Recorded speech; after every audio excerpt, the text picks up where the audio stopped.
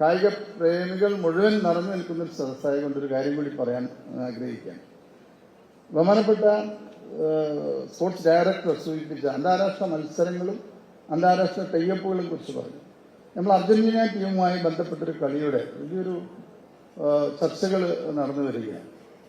ശരിക്കും നവംബർ മാസത്തിൽ നമുക്കൊരു വിൻഡോയിൽ നമുക്ക് ആ കളി വന്നതാണ്. നമ്മൾ ഉദ്ദേശിച്ചത് കേരളത്തിലെ സ്പോർട്സ് എക്കോണമി നമ്മൾ കൊണ്ടുവന്നു. കേരളത്തിൽ സ്പോർട്സ് എക്കോണമി കൊണ്ടുവന്ന് രാജ്യത്തിന് ആദ്യമായിട്ടാണ് ഒരു സംസ്ഥാനം സ്പോർട്സ് എക്കോണമി ഒരു സ്റ്റേറ്റിൽ ഇംപ്ലിമെന്റ് ചെയ്യും.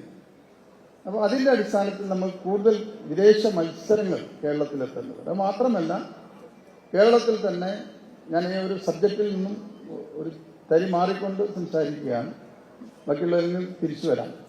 അപ്പോൾ ഇതിൻ്റെ ഒരു കാര്യം അങ്ങനെ വരുമ്പോൾ നമുക്ക് ഇതിനാവശ്യമായുള്ള അടിസ്ഥാന സൗകര്യം ഉണ്ടാകും. നമ്മൾ ഉദ്ദേശിച്ച് നമ്മുടെ കൊച്ചിൻ സ്റ്റേഡിയത്തിൽ ഇത് കൃത്യമായി നടത്താമെന്നുള്ള പ്രതീക്ഷയിലാണ് ഇതൊക്കെ ചെയ്തതെങ്കിലും നമുക്ക് അതിലുള്ള ചില അസൗകര്യങ്ങൾ നമ്മൾ സമയത്തിന് അത് പൂർത്തീകരിക്കാൻ കഴിയില്ല.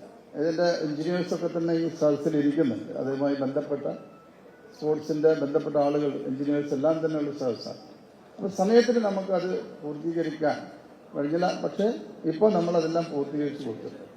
അപ്പോൾ ആ ഒരു സ്റ്റേഡിയത്തിന് അംഗീകാരം ലഭ്യമാകാത്തതുകൊണ്ടാണ് നമ്മൾ ആ ഒരു വിൻഡോയിൽ നമുക്കൊരു ചെറിയ പ്രശ്നം വന്നത്. ഇപ്പോൾ കഴിഞ്ഞ ദിവസം ഒരു 2 ദിവസങ്ങൾക്ക് മുമ്പ് നമുക്ക് ഇതുമായി ബന്ധപ്പെട്ട അർജന്റീനൻ ടീമിൻ്റെ ഒരു മെയിലിൽ മാർച്ചിൽ അവർ നിർബന്ധമായും വരാമെന്നും അടുത്ത ദിവസം തന്നെ അതിൻ്റെ ഒരു അനൗൺസ്മെന്റ് നടത്താമെന്നും അവർ അറിയിച്ചു.